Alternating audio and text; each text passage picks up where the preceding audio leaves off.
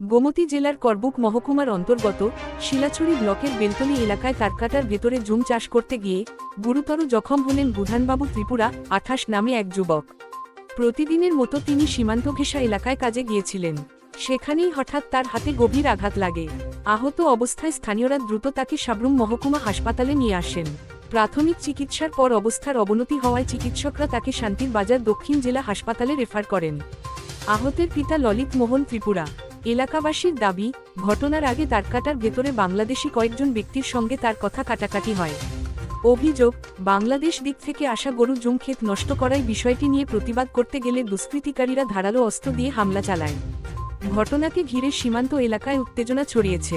স্থানীয়দের মধ্যে আতঙ্ক বিরাজ করছে। প্রশাসন ও নিরাপত্তা বাহিনী বিষয়টি খতিয়ে দেখছে বলে জানা গেছে। গোটা বিষয় সম্বন্ধে সংবাদ মাধ্যমকে জানান ডক্টর তুষারকান্তি নাথ। এই যে লোকটাকে নিয়ে আসা হয়েছে ওর নাম কি? বুধানবাবু ত্রিপুরা, বাড়ি কোন জায়গায়? কাপতলি। কি হয়েছে, কি দেখতে পেয়েছো তুমি? হাত কেটে গেছে। কিভাবে হয়েছে জানতে পেরেছো? সেটা আমি ভুলভাবে জানতে পারি না। তারা আমাকে জিজ্ঞেস করে বলছে, তারপর আমি জানতে পারি। আমি হসপিটালে এসে স্লিপ নিয়ে নিই। তোমার কি হয় উনি? উনি আমার বোন জামা হয়। এখন কোন জায়গায় নিয়ে এসেছো? সাবরুম হসপিটাল।